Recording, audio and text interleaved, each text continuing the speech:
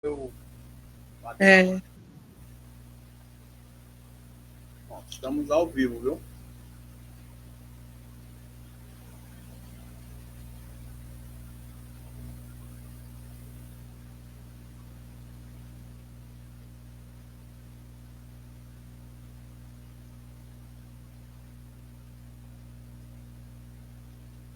Já estamos ao vivo, sabe? No Facebook.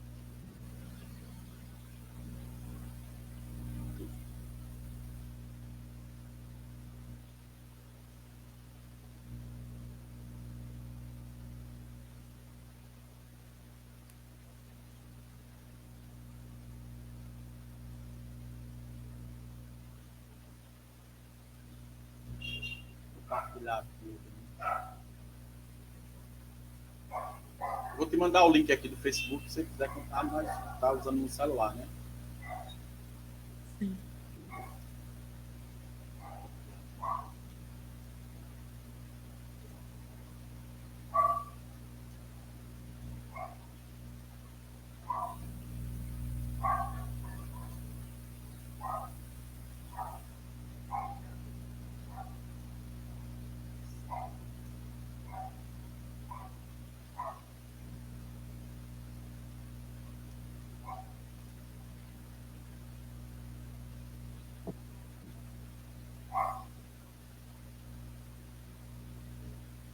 Então vamos lá. Boa tarde, pessoal que nos acompanha aí no Facebook. Estamos realizando mais uma live aqui no meu perfil. O objetivo dessa live, né, é a segunda live que eu venho fazendo. A primeira foi com o professor Zé de Mello. É uma retomada de um projeto antigo que eu tenho. Já retomei o site, com a concepção. Eu tinha uma pretensão desde 2018, então eu comecei a fazer essas lives lá em 2018. Então parei por conta da pandemia e por outros motivos, e estou retomando agora, organizando, digamos assim, essa minha vida digital. E o objetivo é fazer aqui no Facebook e ampliar para as outras plataformas, como o YouTube e o Instagram também, certo? E a finalidade dessas lives é justamente discutir temas imprescindíveis, temas importantes e que tenham uma vinculação com a nossa cultura. Temas que nos façam refletir sobre a nossa realidade, sobre o sentido da nossa existência. E hoje tenho o prazer de conversar com a grande leopoldinense, multiartista, né? Queremos saber o que é. Eu, sinceramente, não sei o conceito de multiartista. Quero ouvir dela. Ela é a pessoa mais adequada para responder. Então, hoje nós vamos conversar com a multiartista Sabrina Menedotti. É um prazer estar te recebendo aqui nessa conversa informal, né? E que tem a finalidade de enriquecer, né, o debate público, a agenda pública de Colônia Leopoldina. Então, a primeira pergunta que eu te faço é: quem é Sabrina Menedotti? Então, Sabrina Menedotti é muito mais que um nome, né? É uma essência, é um ser humano, é algo por trás do nome. Eu acredito muito, assim, tipo, naquele conceito budista do caminho do meio, quando a gente vai se definir, né? Quando a gente vai tentar encontrar um meio de fazer com que o outro entenda quem somos nós. Então, a primeira pergunta que eu faço para mim mesma é quem sou eu, antes de responder quem eu sou. Então, seria basicamente isso, assim, encontrar no dia a dia vestígios de coisas não externamente, mas internamente em mim que me definam. Ou seja, coisas que eu consigo encontrar que fazem meus olhos saltar, ou que fazem com que eu me sinta em casa estando aqui, né? Nessa encarnação particular, nesse planeta que é o planeta Terra, e aqui no Brasil, né? E mais micro ainda em Colônia Leopoldina, como cidadã, como pessoa, como personalidade. Então, a gente tem são várias camadas, é uma cebola, né, para descobrir quem realmente a gente é. E está lá dentro da semente, né, do início, de quem você realmente quando você pensa em se definir. Então, Sabrina Menedotti, basicamente, é um ser humano em evolução, buscando encontrar ainda mais coisas que façam sentido no dia a dia, no simples e no complexo também, no micro e no macro. Ou seja, é alguém que está tentando encontrar diariamente um sentido para a vida, um sentido para as coisas que eu faço também. É basicamente isso, é alguém em questionamento do próprio quem sou eu. Então, podemos dizer que a Sabrina Menedotti ela não possui uma essência a priori. Ela é um ser em eterna construção, é isso? Na verdade, a essência é a fonte divina, né? É Deus. Então, ela teria uma essência, mas ela, na verdade, está em busca dessa, assim, da potencialização dessa essência, assim, de existir, entende? Ela quer existir todos os dias, como os antigos egípcios, por exemplo, eles saudavam o sol, a lua, os astros, e cada dia para eles era uma oportunidade de louvar a própria existência, seja no nascer do dia ou seja no sol se pondo. Então, é essa coisa, assim, de você encontrar a sua essência no dia a dia, no diário. Essa essência ela vai ser construída, ela nunca está terminada. É quase uma leitura aristotélica, né, do ser. A potência existe, existe a essência e tem essa essência, ela possui essa potencialidade de manifestação. Interessante essa sua visão, né? Acredito que escolhi a pessoa certa, né? Com um pensamento muito sofisticado para as bandas de Colônia Leopoldina, infelizmente. Eu fico Mas, feliz com isso. sim. Uhum. Não, nós que ficamos felizes em trazer uma narrativa, um discurso, um posicionamento existencial desse tipo, certo? Precisamos ampliar as nossas visões acerca da existência. Não é o nosso objetivo aqui, mas já adentrando, pegando a sua deixa, eu também acredito que o planeta Terra ele não seja o planeta que unicamente comporte vida. Eu acredito, pela extensão do universo, eu acredito que existam outras realidades, outras existências. Se iremos chegarmos a alcançar, a conhecer, a experienciar, é outra questão. Mas os indícios, inclusive, da ciência indicam isso. Né? O universo é muito muito grande, né, para só concentrar a vida aqui na Terra. Exatamente. Se nós estamos aqui, deve existir em outros lugares civilizações como existiam antigamente, né? As civilizações antigas que passaram por aqui, descendentes do pó da humanidade, acredito bastante que pode existir, no mínimo, micro-organismos, células e bactérias e vida fora daqui. Porque, às vezes, quem não está digamos, habituado ao campo da ciência, da astronomia especificamente, da biologia, da astronomia biológica, acha que vida é o que entendemos por inteligência. Mas não, vida pode ser um micro-organismo, uma bactéria, um vírus.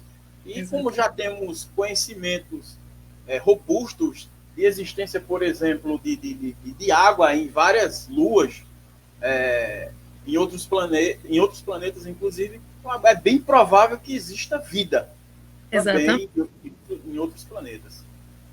Acredito bastante, porque seria muito egoísta como nós humanos pensarmos. Se nós pegarmos a própria Bíblia, ela fala em vida além daqui, né? Porque tem uma passagem que diz: há muitas moradas na casa do meu pai.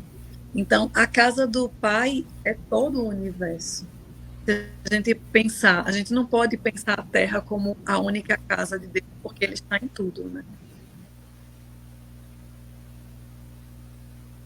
É verdade. Pois bem, Sabrina, sabemos que a arte ela é inerente à condição humana. Apesar, quando vamos para a história da arte, se definiu que os primeiros registros históricos da arte produzida pelo homem foi lá na pré-história, né? No Paleolítico Superior, há 30 mil anos atrás. Mas é uma definição, é histórica, é uma definição. E a arte, ela existe existe em todas as configurações humanas. Onde você olhar, nós encontramos arte. Embora eu acredito que o conceito de arte, tradicionalmente falando, ele foi aprisionado por uma narrativa de classe. Isso vamos discutir lá na frente. Mas para você, o que é arte? É possível definir arte? Então, para mim, assim, através de conceitos do que eu já estudei de história da arte, filosofia da arte, quando eu estudei artes visuais, eu já tinha um conceito de arte para mim, porque eu já produzia arte antes de estudar arte. Só que, por exemplo, para a sociedade contemporânea, a arte é uma expressão. Ou seja, você pode utilizar de pensamentos, formatos, de ideias para transmitir isso através de plataformas. Por exemplo, através da pintura, através da escrita, através da gravura, através de música. Arte é um conceito muito, muito geral, né? Se você pegar uma arte específica para explicar, você consegue entender basicamente como aquilo se formou e como aquilo até hoje meio que consegue fazer com que o outro tenha uma visão, um olhar para aquela determinada forma que foi gerada através de uma expressão, né? Então, por exemplo, na pintura, já que você falou das pinturas rupestres, que foram, historicamente falando, foram os primeiros registros da expressão humana através da arte. As cavernas, por exemplo, em Lascaux, por exemplo, elas foram Altamira, na Espanha, com tintas naturais, com pigmentos naturais, que até hoje existem lá os registros daquela necessidade humana de produzir arte. Só que a arte, ela está ligada também a uma necessidade fisiológica do ser humano, básica, de expressão. Assim como a gente tem a necessidade de se alimentar, assim como a gente tem necessidade de nutrir o nosso corpo, nós temos necessidade de expressão. E essa expressão pode ter levado aquela civilização a se expressar naquele determinado templo, porque, além de tudo, historicamente falando, através de estudos, foi descoberto que a arte servia também como algo ritualístico, ou seja, uma necessidade de expressão da própria alma. Por exemplo, eles pintavam animais, e aí você pensa, será que eles pintavam animais para demarcar território, para alimentação ou para ritualização de algo maior que eles começaram a sentir com a evolução? Porque eu não acredito só no criacionismo ou só no evolucionismo. Eu acredito que os dois fazem uma cadeia de produção diferente e explicam diferentes maneiras de ver a vida. Por exemplo, a evolução com Charles Darwin já agora, que é bem recente, né? Perto das pinturas rupestres, é recente essa teoria da evolução. Mas, por exemplo, essa evolução ela se deu Homo sapiens, até chegar no Homo sapiens, vamos dizer assim. Só que houveram outras cadeias produtivas que até nem foram citadas e que poucos historiadores ou pesquisadores buscaram, o Homo ludens. Existe um conceito chamado Homo ludens, que fala que é o homem lúdico, ou seja, esse Homo ludens já era o Homo sapiens, viveram no mesmo território ou paralelamente, estavam interligados ou não. É porque a história ela é contada através de registros. Isso. Mas esses registros, eles ainda são pouco para a gente entender uma civilização. Por isso que é muito importante estudos antropológicos, né? Hoje, porque os estudos antropológicos, eles levam a uma compreensão maior do que é uma comunidade, do que é uma civilização isolada, do que a gente conhece como civilização globalista ou global. Então, você tem que ver a particularidade disso. E esse conceito, para chegar no conceito de arte, é uma coisa assim muito individual, eu diria. Existe, sim, historicamente, e, por exemplo, no estudo da arte, a filosofia da arte define arte como. Aí vem todos os teóricos que falaram sobre arte, tipo Bakhtin, carnavalização, Dionísio, aquela manifestação. E aí, tudo bem, mas também teve a arte apolínea, aquela coisa mais regras, colunas gregas, quantidade, simetria, o que é belo, o que é feio. O que é belo, por exemplo, seria o que é simétrico, o que é coordenado através de formas geométricas que se encaixam perfeitamente e matematicamente. A arte tem muito a ver com matemática. A gente pensa que não, que é só uma expressão, mas não, a arte tem muito a ver com matemática, com números, com essa coisa da imaginação numérica da forma.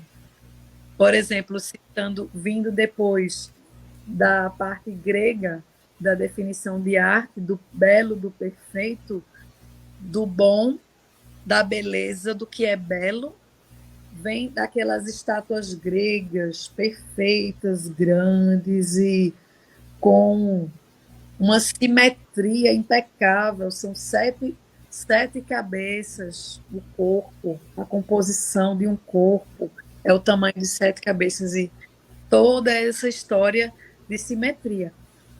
Mas aí depois, um tempo depois, as pessoas sentem necessidade de quebrar, de romper com esse padrão, com essa fórmula, né? E aí você volta de novo para as cavernas, porque nas cavernas não existia simetria, não existia essa coisa do perfeito, do belo, entende? Era uma coisa mais primitiva, uma coisa necessária e de necessidade do homem de marcar, de demarcar o que ele era. E aí vem a linguagem, né? Que é outra forma de arte, a escrita. A escrita é outra forma de arte. A escrita, por exemplo, a necessidade de reunir fonemas, alfabeto, né? Através do alfabeto, de uma construção, e também da linguística, da antropologia, vem todo um condicionamento de códigos, porque a língua é um código, né? Que a gente usa para poder se comunicar com o outro. E através desses códigos nascem os idiomas, as línguas, nasce toda aquela coisa paleoalfabético, né? A coisa do início da construção da linguagem. De forma majoritária, quando vamos à história da arte, essas pinturas rupestres, essas representações nas cavernas, principalmente, elas soam algo como misticismo, porque afirmam que eles representavam na caverna aqueles animais, aquelas figuras, no sentido de que, representando e capturando ali, naquele espaço, na caverna, o animal, na vida real, ele também seria capturado. Então, tinha essa finalidade, essa representação, esse aspecto místico Exatamente. Da arte. Exatamente.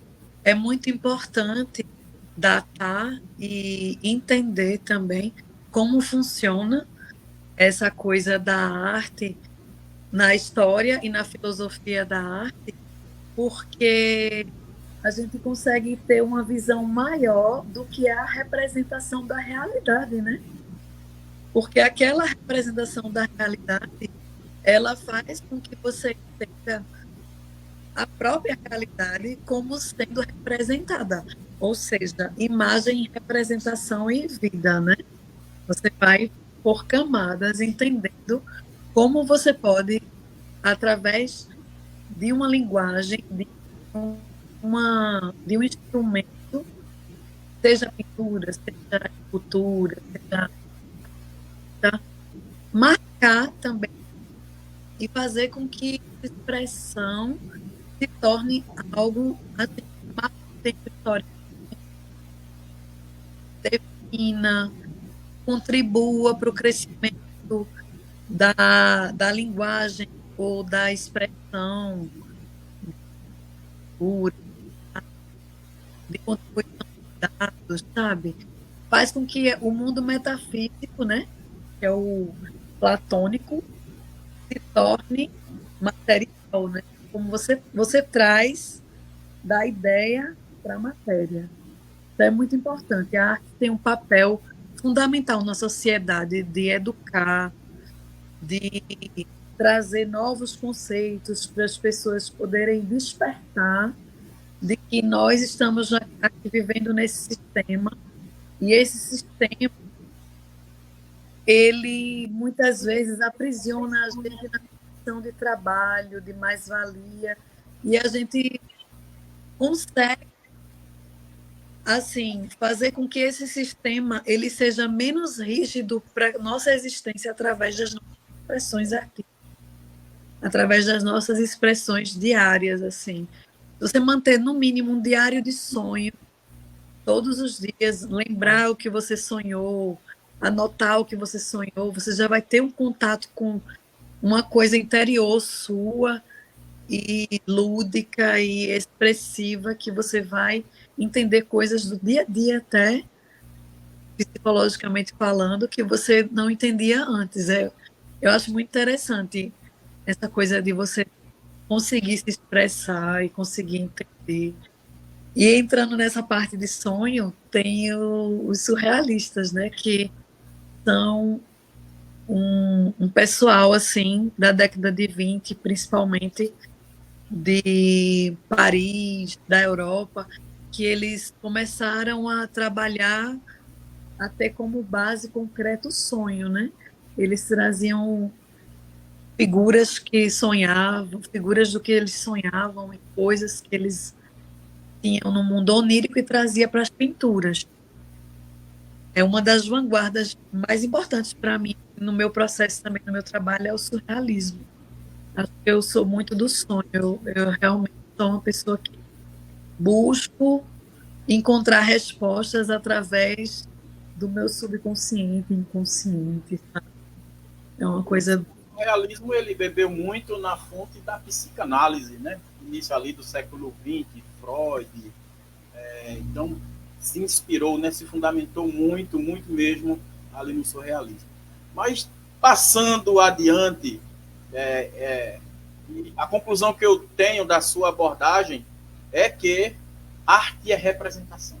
Exatamente. E levando para o campo da filosofia, inclusive, próxima semana eu vou estar discutindo com um filósofo, a nossa live vai ser com um filósofo, representação é individual, é subjetividade.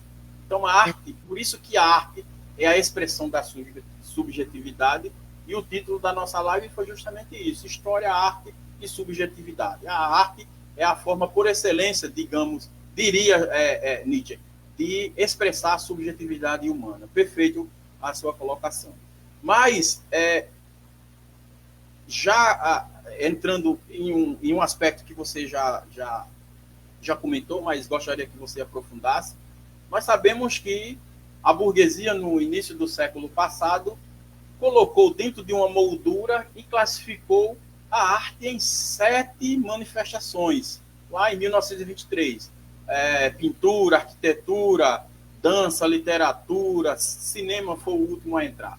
Essas são as chamadas 7 artes clássicas, tradicionais. Eu acredito que a arte é muito mais do que isso. A subjetividade humana ela pode ser expressada para além dessas manifestações, que são importantes, inclusive. Então, como você vê essa captura de uma classe que, fazendo uma leitura da realidade a partir de um Bourdieu, do Michel Foucault, tudo é questão, e até do próprio Karl Marx, tudo é questão de luta de classe, né? Na linguagem, inclusive na arte, na poesia, na história, na filosofia. Então, a luta de classe ela é constante.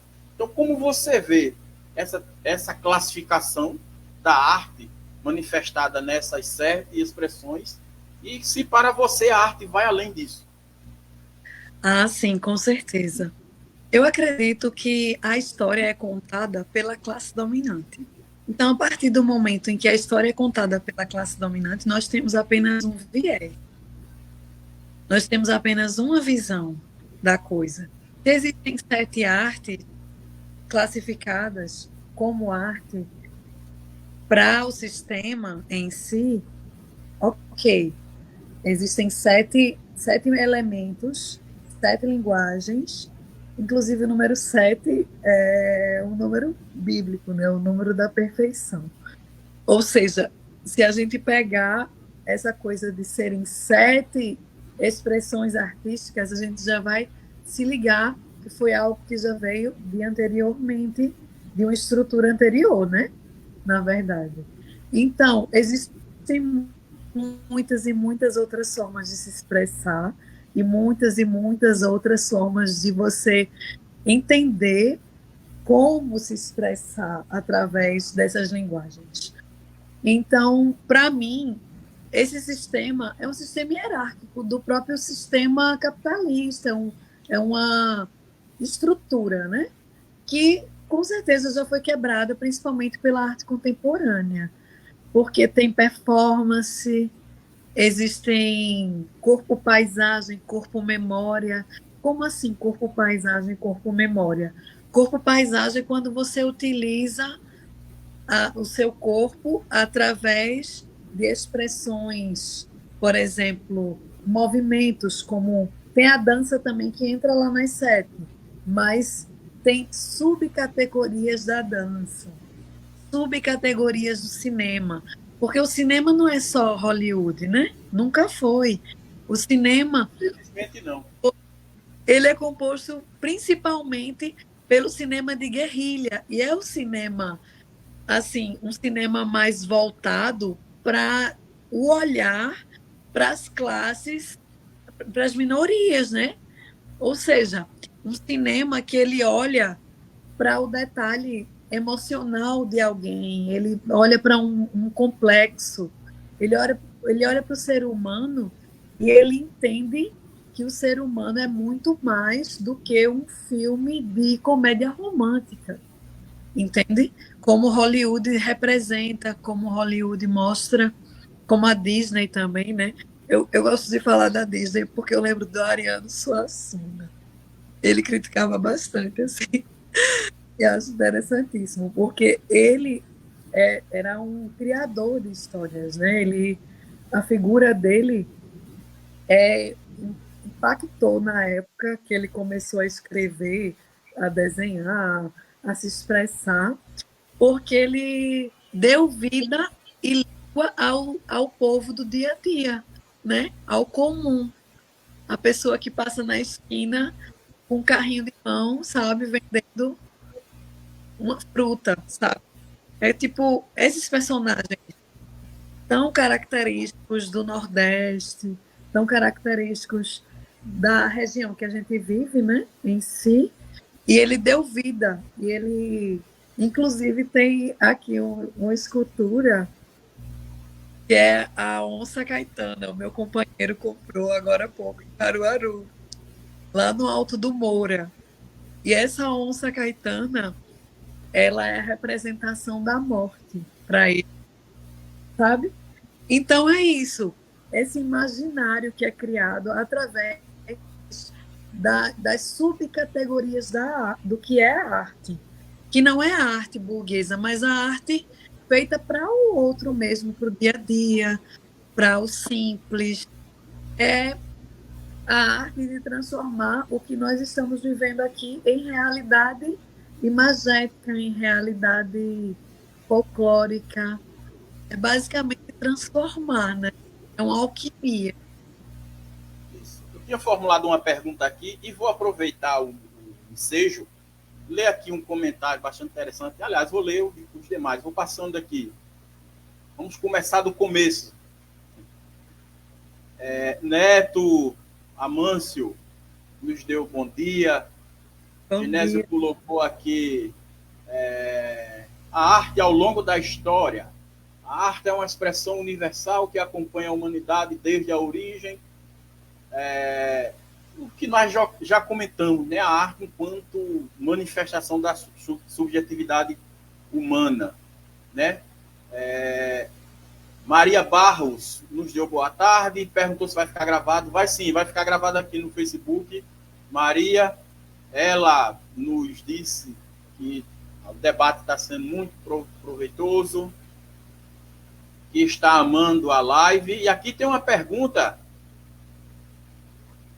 do Lucas Pacheco. A pergunta é para você, Sabrina. Ele gostaria de saber como a convidada enxerga caminhos para a autenticidade da arte numa sociedade que a objetiva em termos de utilidade financeira. Muito boa pergunta, Lucas. Maravilhosa. Essa pergunta me lembrou a inteligência artificial, por exemplo. Porque essa coisa da autenticidade, da produção artística, né? De como você se colocar para produzir com esse boom que está hoje em dia de produção e de inteligência artificial.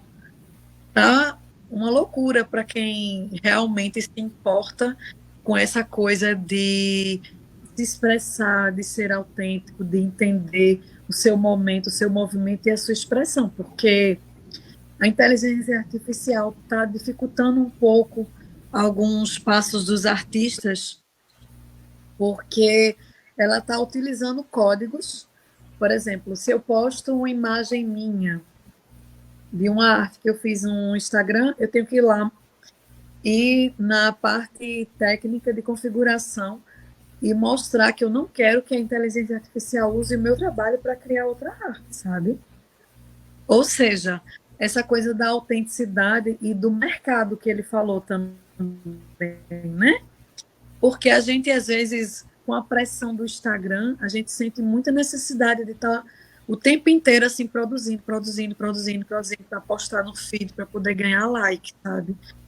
E assim, não é uma necessidade minha, mas é uma necessidade que a própria sociedade está impondo para a gente, enquanto criadores de conteúdo ou de arte, essa coisa do ineditismo, essa coisa de estar sempre em algum lugar.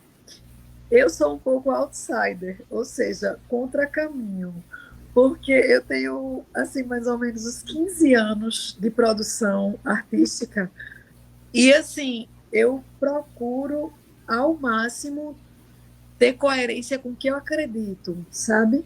Então, essa coisa da autenticidade, ela vai muito do que você acredita. Você tem que ser fiel a você primeiro, para poder você entender que o seu trabalho pode chegar em algum lugar e que você pode ser remunerado por isso. A pergunta do Lucas, ela é muito interessante no sentido de que eu acredito que a arte, ela não precisa se render, embora a sociedade esteja estruturada e organizada para essa finalidade, ela não precisa se render por completo aos ditames do capitalismo. Com certeza. Exemplo, hoje, claramente, vou dar o exemplo do teatro. O teatro hoje é uma região, digamos assim, da estética que o seu consumo, ele é elitista. Ou seja, tanto culturalmente falando, se deixou de estimular as classes populares de frequentar teatros, como também a própria organização institucional e social do teatro dificulta isso. Por quê? Porque muitas vezes as camadas populares não têm condições financeiras de ter acesso, de consumir uma peça de teatro, uma ópera. E então nós percebemos, por esse exemplo do teatro, e isso se vê claramente no teatro, a arte ela foi capturada pela burguesia.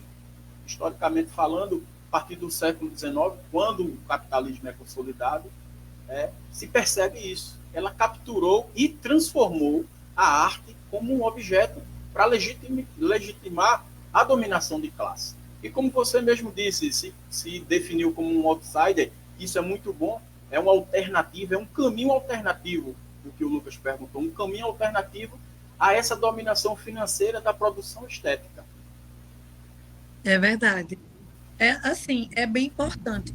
Embora eu acredite, por exemplo, que é mais importante ter um artista que possa sobreviver da sua própria arte do que ter um artista que viva à margem da sociedade. Por quê? Você pensa, poxa, essa visão dela pode até entrar nessa coisa do mercantil da arte. Sim, e por que não? Já que transformaram e que arte é um trabalho, porque as pessoas não veem arte como um trabalho. Essa é uma visão também distópica, né, da sociedade. As pessoas não veem arte como um trabalho, veem arte só como uma expressão e pensam que o artista é obrigado a passar fome, vamos dizer assim, a viver em subcondições. Como o Franz Kafka escreveu naquele conto chamado O Artista da Fome. Ele escreveu esse conto falando que era um homem que ficava numa jaula definhando sem comer, porque aquilo ali era o espetáculo para as pessoas que estavam de fora, vendo aquilo ali, aquele horror, mas achando que o artista era condicionado a esse tipo de vida. Como a gente sabe, Van Gogh passou dificuldade. A maioria dos artistas que hoje têm nome nacional e internacionalmente, eles passaram por dificuldades financeiras. Porque o próprio mercado da arte fez isso com eles como uma espécie de, vamos dizer assim, uma espécie de vamos ocultar para depois revelar, entende? É como ele não foi compreendido.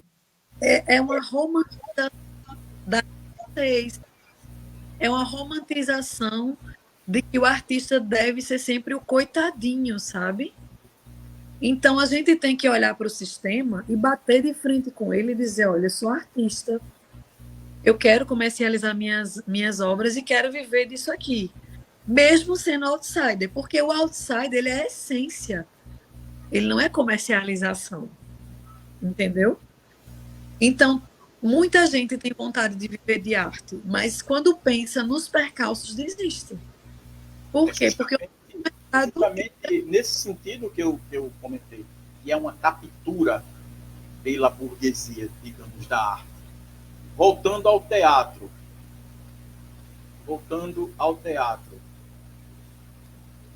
Sabrina?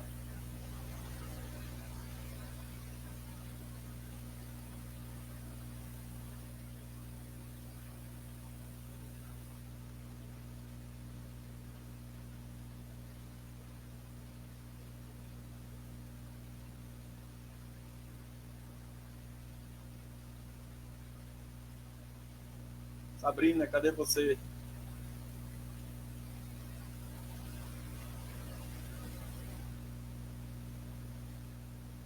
Não nos deixe.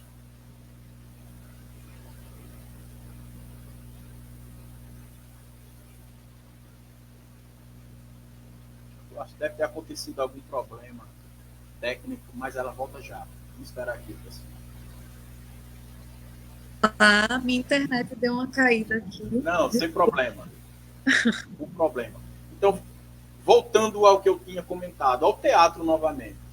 Um exemplo, quando século XVII, Jean-Baptiste Molière, as peças dele eram populares, o consumo era popular. Hoje, é a burguesia que só pode consumir Molière. Ou seja, a burguesia ela se apropriou dessa produção e o transformou em um objeto de legitimação, de dominação de classe, com finalidade do lucro. Por isso que eu disse que é uma captura. Mas você tem toda a razão. A arte alternativa, o outsider, ele precisa também sobreviver. Ele precisa, a arte dele precisa ser valorizada. E é justamente você ser um outsider, é você ser uma resistência a essa captura absoluta institucional da burguesia que transforma a sua criatividade, a sua subjetividade em um produto mercadológico, que não é o seu caso, felizmente. Exatamente. Por exemplo, já que você falou de teatro, eu lembrei do mais contemporâneo, chamado Augusto Boal. Ele lançou, na época, Teatro do Oprimido, que eram técnicas de interação de palco com público. Por exemplo, eles mostravam uma coisa, por exemplo, uma situação em palco e pedia a ajuda do público para solucionar aquela problemática, vamos dizer assim. Aquele problema ali, eles pediam a ajuda do público. E ele desenvolveu uma metodologia chamada Teatro do Oprimido, que era quando a gente conseguia intervir de fora para dentro do palco para poder participar todos os que estavam ali naquela sala, para gerar uma sociabilidade dentro daquele contexto. Bem interessante. Muito bem. Temos aqui mais um comentário do Lucas. Ele diz o seguinte: a arte verdadeira sempre vai estar disponível. Acredito que ela é impossível de morrer desde que seja enxergada sob a ótica dos debatedores, como representação da subjetividade, um universo onde cada qual se encontra e se expressa. Ela é inconfundível. O capitalismo estará sempre a serviço da objetivação dos conteúdos, fora das abstrações, e por isso detesta tanto a filosofia, pois pensamentos e produções sem utilidade prática ou sem subserviência não são interessantes. Nesse sentido, foi até aqui o comentário, Lucas, pela disponibilidade da própria plataforma. Mas é isso que nós estamos discutindo aqui, né? De um lado, nós temos a subjetividade, a criatividade, a autenticidade do artista, e de outro, nós temos toda uma organização social estruturada para transformar tudo que é produzido em sociedade em um instrumento, em um objeto, em um valor, no caso, o capitalismo. Ele quis dizer justamente isso. Então, a arte, como ele diz aí, sempre vai existir, né? Essa coisa de tornar um produto é uma coisa assim, tipo, que o próprio sistema impõe, né? Por exemplo, voltando para aquela história do artista da fome, o Van Gogh mesmo, se você ler aquele livro Cartas a Theo, que é o livro que ele escrevia para o irmão dele, né? As cartas que ele escrevia, ele fala muito assim, que tipo, ele fala de como ele se sentia pintando e como ele se sentia no dia a dia numa alimentação, numa escassez, numa falta de material para produzir também. Se não me engano, acho que ele só vendeu um quadro em vida, né? Mas uma coisa bem relapsa, assim. E é isso, é cômico porque o próprio sistema que cria o artista que está na mídia, ele meio que exclui o artista que não está. É o mesmo sistema que acolhe, ele expulga, né? Então, é uma coisa muito maior, uma cadeia muito maior por trás de tudo, como mão, né? Porque essa mão, ela está manobrando tanto aquele que está na mídia como aquele que não está também. A gente pensa que não, mas sim, no sentido fazer com que ele não entre ali em determinadas situações. Deveria levar um foco de luz para o trabalho dele, pela importância histórica, pela importância científica do trabalho. E aqui, então, Leonardo da Vinci. Leonardo da Vinci é pura ciência. Ele é pura ciência, pura matemática, pura biologia. Você vê tudo, até os compostos,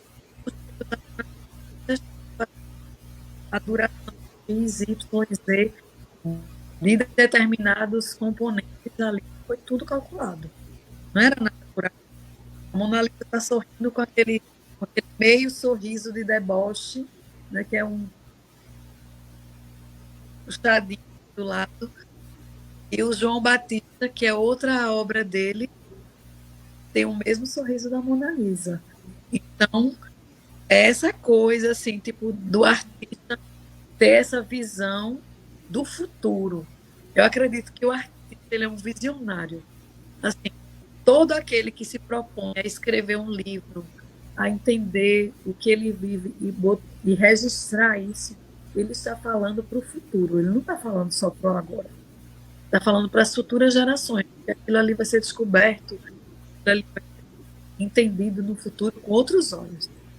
Então, coisa muito do futuro.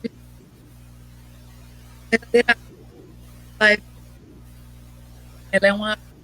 É você olhar para o futuro. Hoje, como aquelas pessoas que trabalham com quadrinhos também, que é outra muito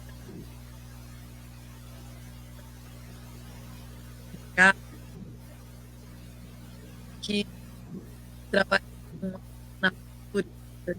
Eu está vendo o foguete da ré, né, por exemplo, graças à ciência, graças a estudos, graças também a essas pessoas que vieram antes e que acreditaram que esse futuro da propulsão, esse futuro das naves, dos carros voadores, 2004, não está acontecendo muito, mas já tem protótipos. É importante isso, sabe? A arte, ela engloba tudo. E nessas produções científicas, eu acredito muito na contribuição da arte para que isso aconteça. Para que você estude um vírus histologicamente e consiga desenvolver uma vacina na arte. Para que você consiga fazer um medicamento, embora a indústria farmacêutica, você sabe que é uma indústria que trabalha em prol de dependências, né? Mas que também trabalha em prol de cura. A gente tem que entender que o mesmo veneno da cobra produz a vacina e produz o veneno, né? Então, o universo é dual. Tudo é dual. Como eu falei desde o início, a gente tem que encontrar esse caminho do meio, para a gente nem ficar aqui nem aqui, sabe? É tipo, estar dentro do sistema consciente do que é o sistema, sabe?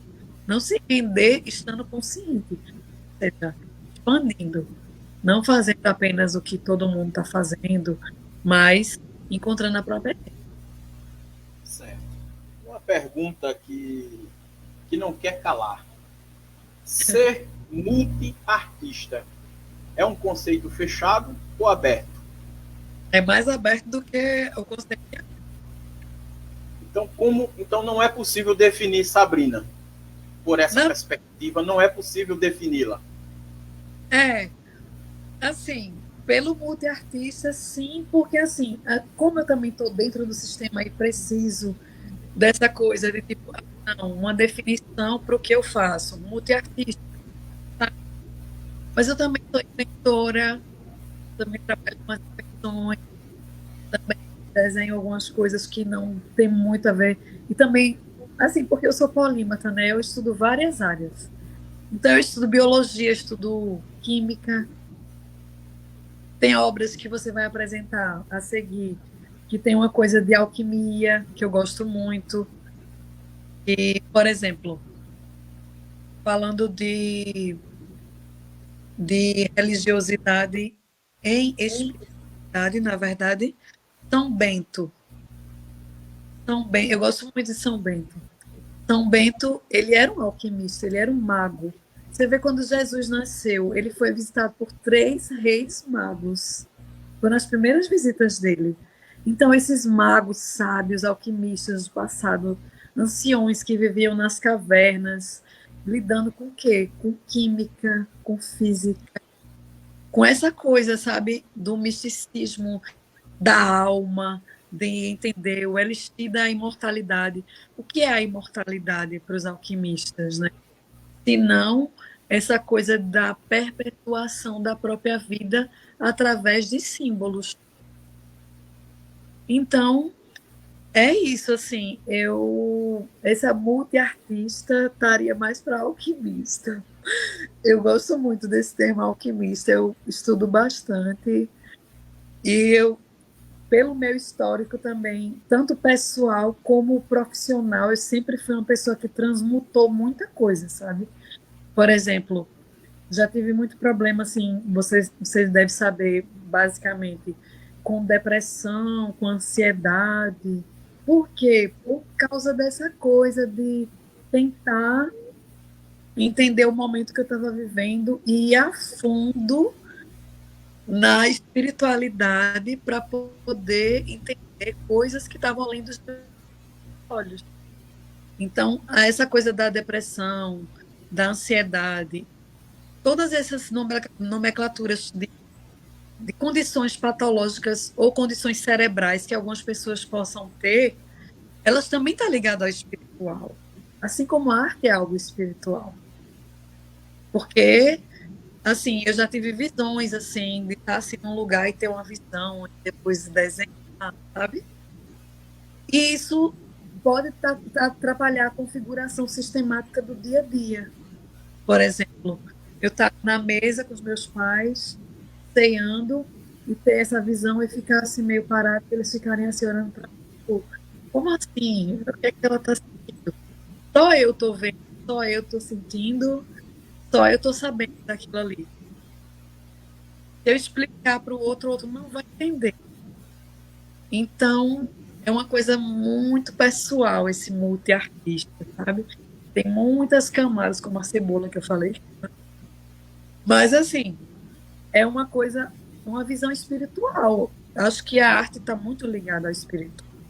Tanto que a gente vê nas próprias igrejas a arte sacra também, né? A arte sacra é importante também para contar a história de determinadas épocas, com materiais, com milagres que acontecem também. Algumas estátuas choram, algumas manifestações que acontecem, sabe? Então, o artista ele está sujeito a essas manifestações, porque ele está sujeito a encontrar caminhos aleatórios e alternativos a essa coisa do sistema, de ver só o que tem aqui. Por isso que, tipo, é muito importante o materialismo histórico, mas tem que se ter noção de que o espiritual ele tem uma bússola muito maior do que o que é concreto na minha mão. A gente consegue, através da nossa mente, acessar espaços dimensionais que a gente tem que ter bastante cuidado quando a gente vai e quando a gente sai, sabe? Por algumas coisas que aconteceram na minha vida, porque eu fui fundo. E quando eu fui, eu voltei. Mas quando eu voltei, eles tiram algumas percas e danos, entendeu? Com relação principalmente à saúde mental. Por isso também que dizem alguns psiquiatras e psicólogos debatem bastante sobre saúde mental e arte. E a maioria dos artistas tinham algum espectro, algum transtorno. Mas, assim, eu acredito mais nessa coisa do transtorno ou espectro, eu acredito mais em condições cerebrais. Você tem uma condição diferente para enxergar o mundo, sabe? Não necessariamente uma patologia. Não, É base... eu entendo o que você está dizendo. Em 2010, eu tive uma experiência existencial na qual, à época, fui diagnosticado como entrando numa depressão. Uhum. O motivo, em 2010, foi um ano em que eu me debrucei sobre a filosofia existencialista, Olha, principalmente de Jean-Paul Sartre, no seu livro O Ser e o Nada. Então, aquela percepção da realidade através da lente existencialista me fez enxergar a realidade e me faz até hoje enxergar a realidade de outra maneira. Então, eu acredito que o mesmo se aplica a você. No caso, a arte te dá uma percepção da realidade diferente da maioria. Então, quando você tem percepções diferentes da maioria, você vai sentir coisas que a maioria também não sente, que foi o meu caso. Então, isso vai proporcionar um certo tédio, uma certa angústia diante da realidade. O que é a realidade? Qual é o sentido disso aqui? Então, e o Foucault tem um trabalho formidável, ele faz um levantamento sobre como o capitalismo condicionou e classificou, né, pessoas com percepções diferentes como loucas, como anormais. Isso tem uma explicação histórica, filosófica sobre isso. exatamente. É mais um exemplo de como o capitalismo captura áreas específicas do conhecimento para beneficiar-se. É exatamente o que você falou, o que é, né? Realidade. Porque a capitalização das doenças mentais, né? Da saúde mental em si, é um grande projeto do sistema. Quanto mais pessoas dependentes de medicamentos, tudo melhor para o sistema, né? Então, e classificadas, né? Classificadas como isso, colocadas dentro de uma caixinha. Além das subjetividades. Porque se você considerar uma subjetividade humana, você não consegue encaixar num rótulozinho, né? De transtorno psicológico. Então, é uma coisa a ser discutida. Eu não sou contra a psiquiatria nem a psicologia, muito pelo contrário. Eu acredito na humanização desses recursos. É diferente. Porque eu sofri bastante desse sistema, sabe, de psiquiátrico e psicológico, com pessoas, com profissionais que não entendiam o que eu sentia e só queriam apenas classificar e medicar. Então, foi uma coisa realmente um desafio, né, para mim. Mas hoje em dia eu consegui encontrar uma pessoa que está me acompanhando psiquiatricamente falando e que ele é uma pessoa assim, que realmente entende esse lado espiritual, subjetivo que eu vivo. Então é importante a gente humanizar essas relações. É uma coisa que eu penso muito que seria interessante no CAPS, por exemplo, no Sistema Público de Saúde, principalmente, seria a integração com terapias holísticas, sabe? Seria uma das, principalmente a arte-terapia, né? A arte-terapia, ela ajuda bastante a fazer com que o paciente entre em contato com essa subjetividade além do medicamento, né? Então, a Anita Silveira, por exemplo, é um nome forte alagoana, né? Interessante, ela que criou a terapia ocupacional, ela foi discípula aluna de Carl Gustav. Interessante a corrente da psicologia do Jung, eu sou fascinada por ele, já sonhei com ele. Muito bem, sabe? Antes de você comentar algumas fotos que eu pedi para que você me enviasse por e-mail, vamos ver o comentário aqui do Lucas. Ele é filósofo, formado na UFAL, e ele diz, tem um artigo muito bom sobre o conceito de corpo, saúde e doença, sobre diferentes paradigmas ao longo da história. Ele colocou aí o e-mail dele. Lucas, eu vou te mandar o e-mail daqui a pouco, disse, te intimando a mandar esse artigo para mim.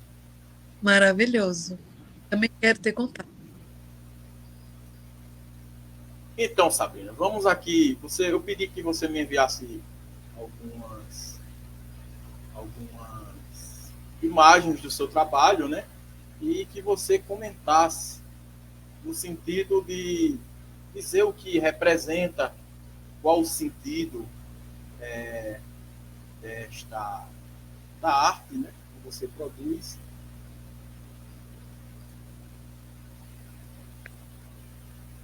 Essa foi quando você conheceu meu ateliê improvisado na casa dos meus pais. Você me convidou lá e lá estive.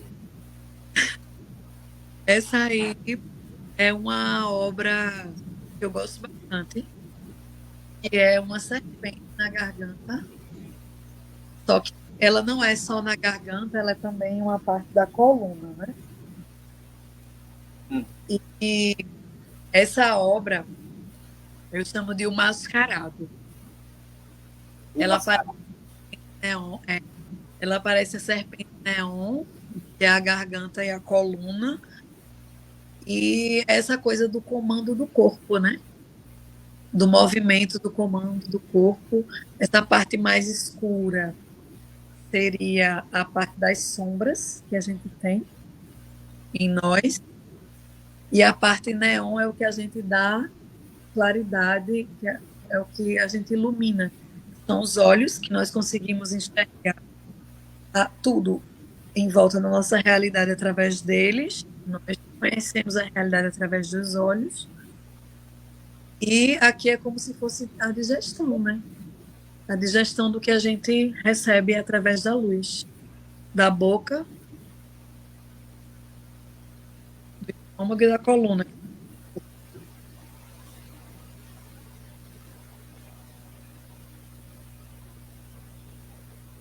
É uma obra que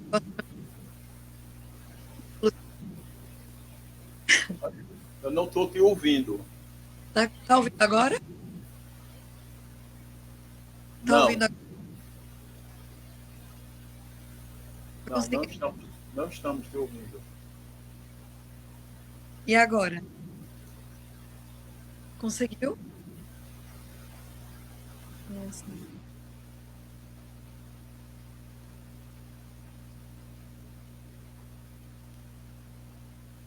Internet dela.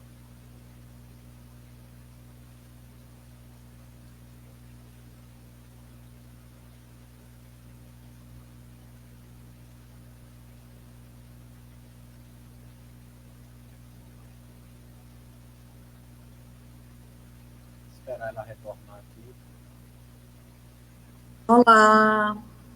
Desculpa, caiu mais uma vez. Não, sem problema.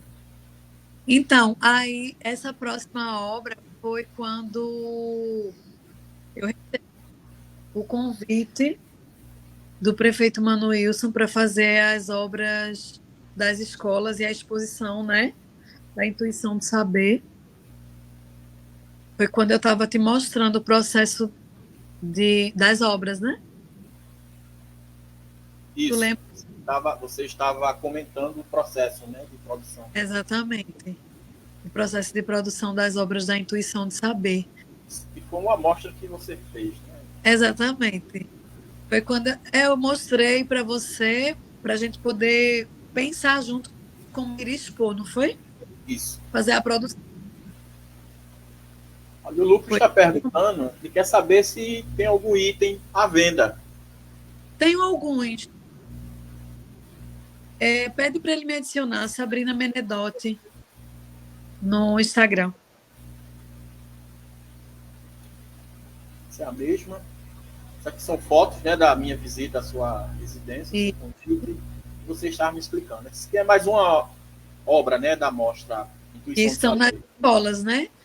Cada escola tem uma dessas obras da saber. E essa arte aí? O que ela quer dizer?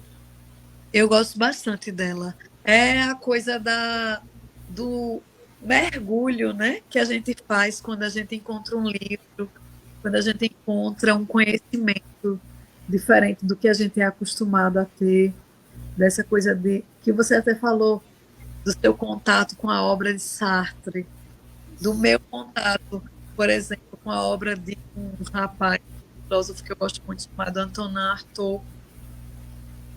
É esse contato, o primeiro contato com o livro, né? Com o conhecimento da leitura.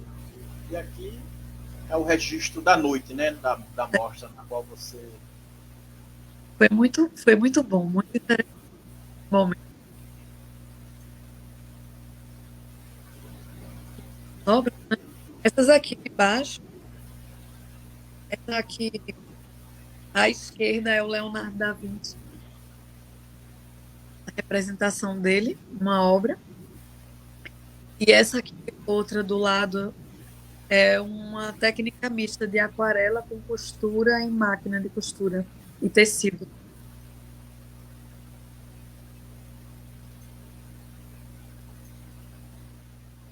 Aqui tem técnicas mistas que eu uso, que é essa primeira amarela é colagem, essa do lado é um bordado feito à mão, né? E essa de baixo é uma técnica mista usando a aguada, a tinta é o café, café diluído, com lápis grafite. Ah, essa obra, ela tá aqui na parede, aqui do lado, é do meu companheiro, chama Peprômeno. É uma série de azulejos criptografados que eu fiz aqui em São Paulo. E esse nome embaixo é em grego, chama Peprômeno, significa destino. Ah, essa é a capa do meu curta-metragem, que eu expus em 2019, lá no Cinema São Luís, em Recife. E esse desenho da capa eu fiz, e essa letra é difícil de encontrar, é o nome do filme. Fui eu que fiz também à mão. Eu gosto muito de fazer coisas à mão, assim. Né? Foi de uma produtora. Eu dirigi da Mirante Audiovisual. Foi um dos últimos desenhos que eu fiz. Eu tô grávida. Eu desenhei, é um autorretrato grávida dentro de um pássaro. Bem pessoal. Ah, esses dois, que é uma série que eu amo. Chama Abstracro, Abstrato Sagrado. Essa obra de cima, a primeira, ela se chama A Última Ceia, é a representação da Última Ceia do Leonardo da Vinci. As iniciais é Aleph e Tav, em hebraico, que significa princípio e fim. No meio está um portal, que seria o Eu Sou o Caminho, a Verdade e a Vida. Aqui tem a representação também da taça do vinho, da parte vista de cima. Aqui embaixo o pão. E aqui do lado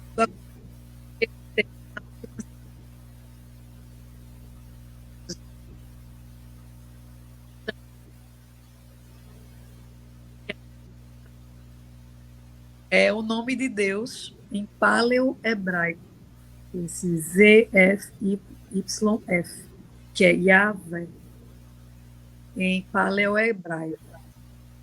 No meio, o olho de Deus, e ao redor, a construção do que seria o início do universo.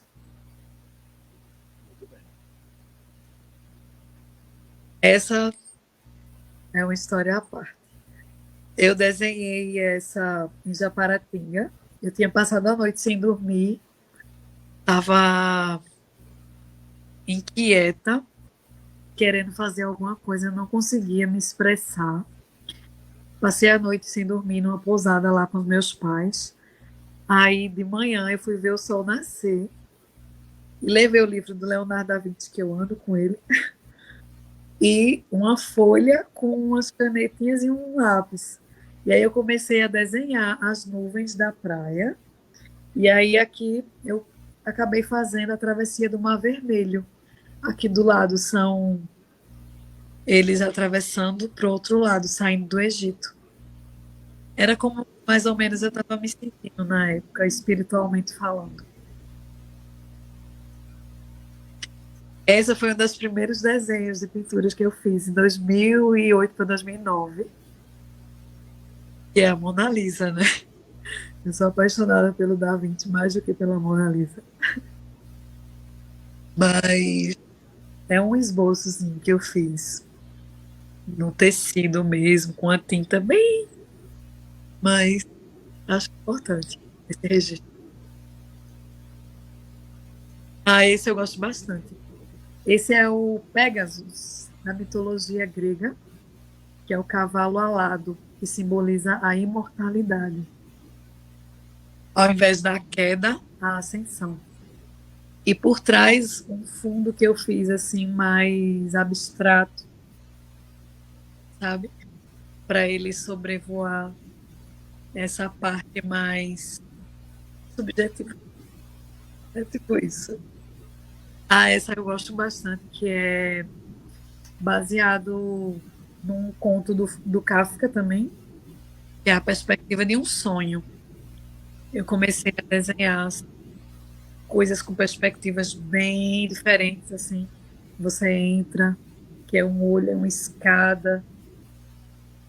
Aí é bem interessante. É uma série, essa aí.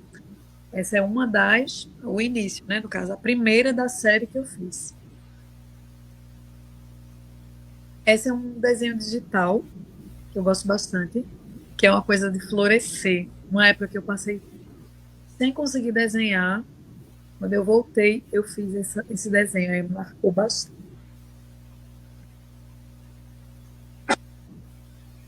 Essa é a minha favorita da exposição, da Intuição de Saber. É realmente a minha favorita. Eu gosto muito dela, porque tem essa coisa do globo, ser a cabeça. Ou seja, você é uma pessoa que tem uma visão mundial, não uma visão regional ou particular pequena, sabe? Um mundo inteiro. Você é o mundo, é uma coisa assim. É isso. Essa foi a última.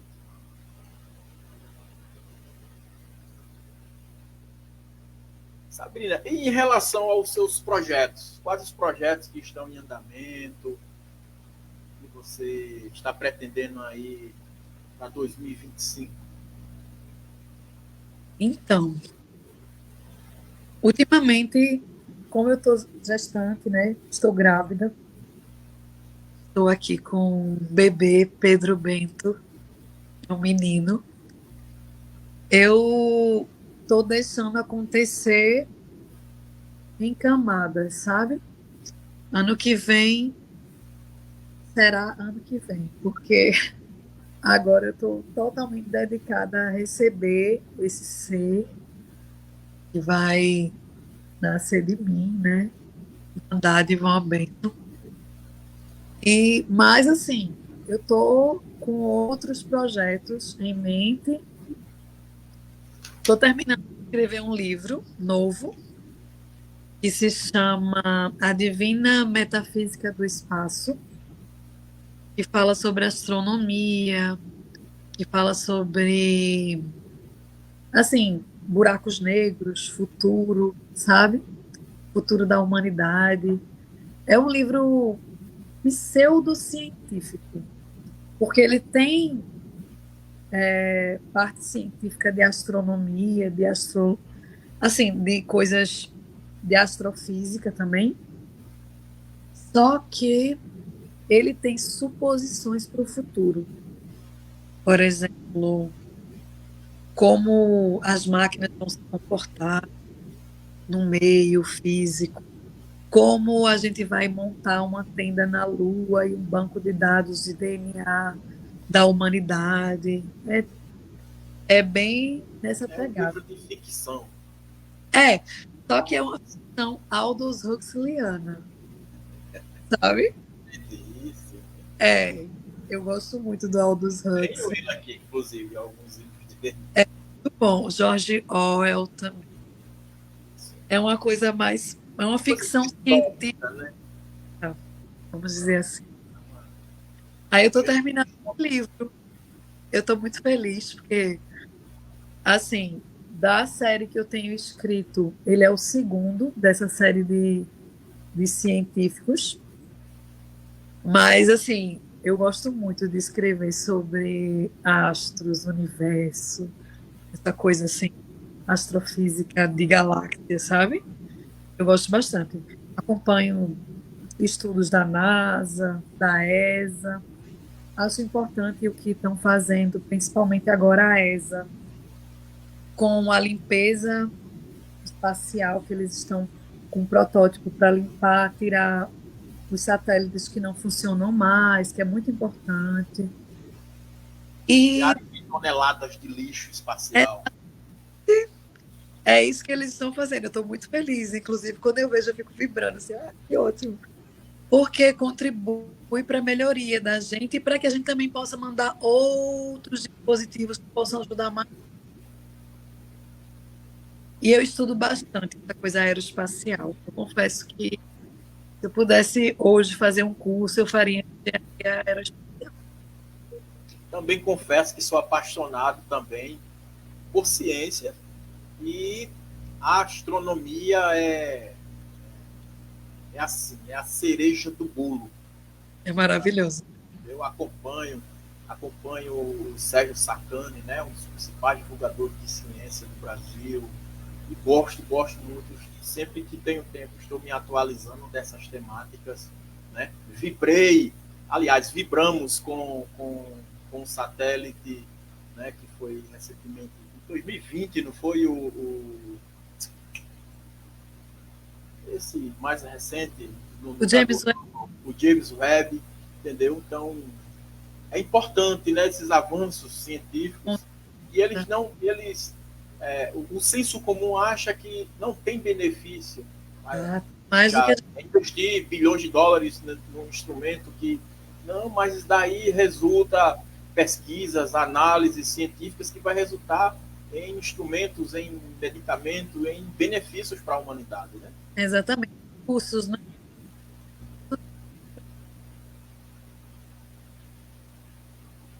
Não estamos te escutando.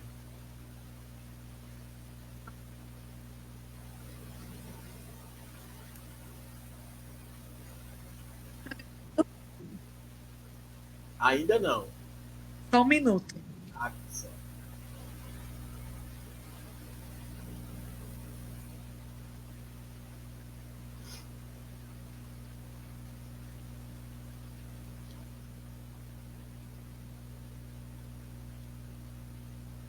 Oi, voltei. Repita o que você falou. Então, sobre essa coisa de estudos aeroespaciais, assim, coisas que a gente não entende direito como funciona, mas a gente sabe que contribui bastante até para a sustentabilidade no planeta. É bem importante. Eu sou uma pessoa que eu estudo muito, como eu falei, né, que eu também trabalho como inventora, eu trabalho muito com energias renováveis. Eu estudo bastante energia eólica, energia solar, energia maremotriz, energia das ondas do mar, energia, assim, tipo energias de fontes naturais, sabe?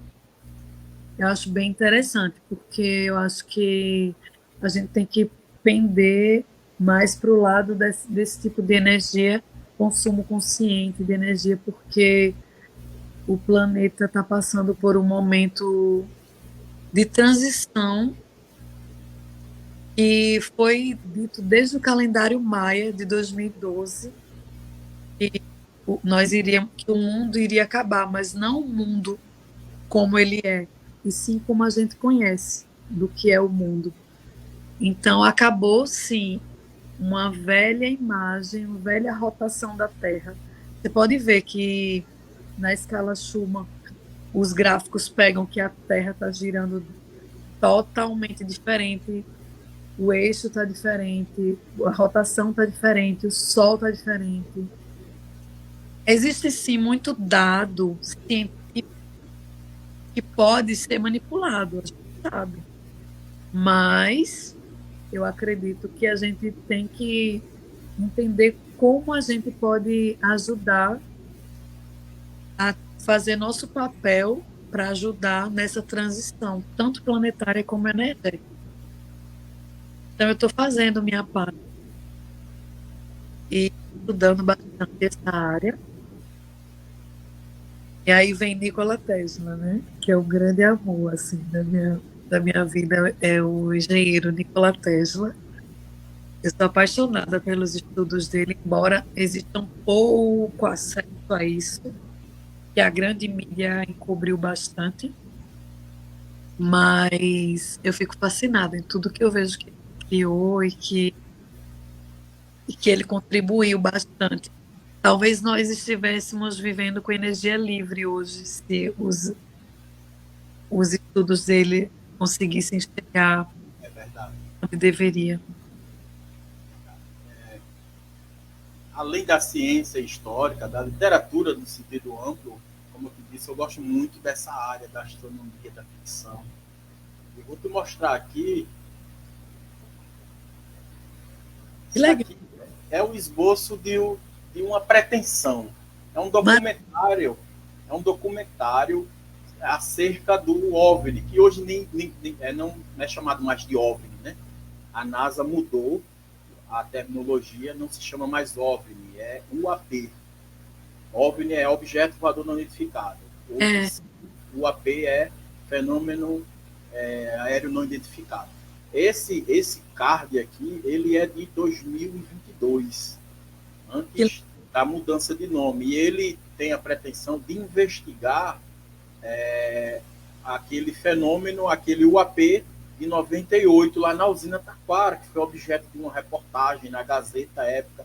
Eu tenho depoimento por escrito, à época eu colhi de muita gente envolvida que afirma que viu, só que agora eu vou gravá-los, entendeu? Eu vou muito documentar isso para registrar. Então tá aqui. maravilhoso, ótimo.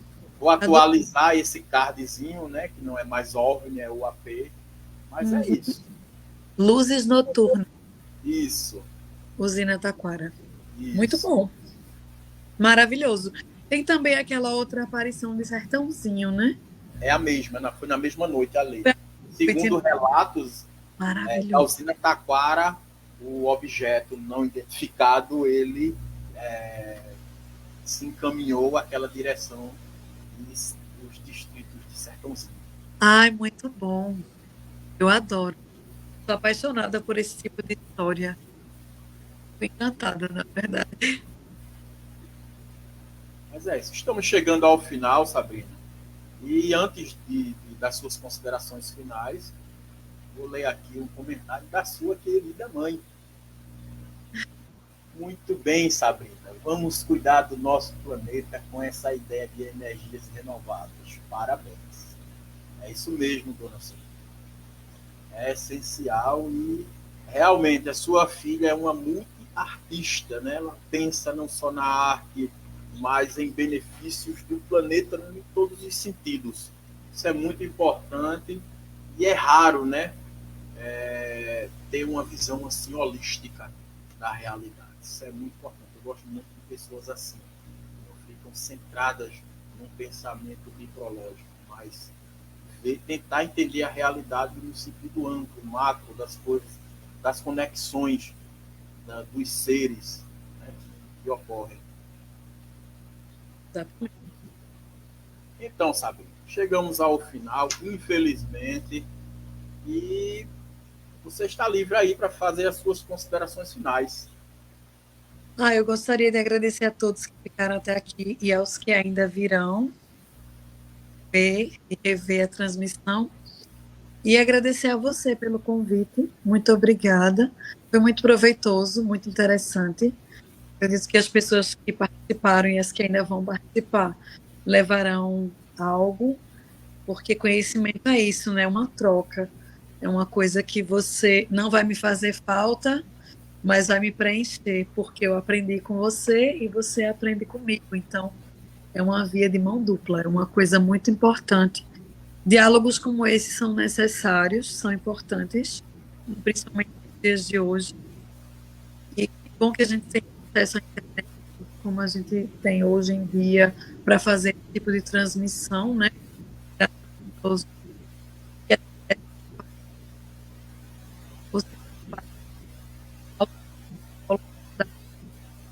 E que as pessoas estejam conscientes de que elas podem se expressar, que elas possam entender o momento e que possam também produzir arte de alguma forma, para poder ter passado um pouco do que eu sinto em relação ao meu trabalho. E agradeço mesmo o convite. Obrigada. Eu que agradeço, né, a você, a sua participação, por partilhar o seu conhecimento, que é amplo, que é importantíssimo, não só para o planeta, mas para a nossa cidade. É muito importante Isso. em termos de mentalidade ainda, infelizmente, vivemos em atraso várias, vários aspectos, e é muito bom ter você aqui na cidade, ter você no nosso convívio. Tenho certeza que você ainda já contribuiu, continua contribuindo e vai contribuir muito mais para a colônia Leopoldina e para o mundo. Né? Para o mundo no sentido amplo, não só a Terra, viu? Mas no sentido universal da coisa, porque assim como você, ainda eu tenho esperança que sairemos daqui, desse planeta. Nosso futuro é fora daqui. É como diz, né? A gente vem e a gente volta. É isso. Agradeço, né, a audiência, a todos que compartilharam e participaram. O último comentário aqui, ó, de Dona Graça. Você é uma bênção do Senhor Jesus, Sabrina. Te amamos. Olha aí que recadinho. E mais um comentário dessa. Parabéns para você, Silva, meia palestra. Eu que agradeço, eu que aprendi. Na verdade, utilizando até a psicanálise, essas entrevistas é a minha alimentação, viu? É para preencher um vazio que eu tenho. Então eu procuro pessoas que vão me saciar essa fome que eu tenho, que é de conhecer. Que é de conhecer e de dialogar sobre o sentido das coisas, da existência. Então agradeço a todos que participaram aqui, em especial a você, Sabrina. Fique com Deus e até uma próxima oportunidade. Até.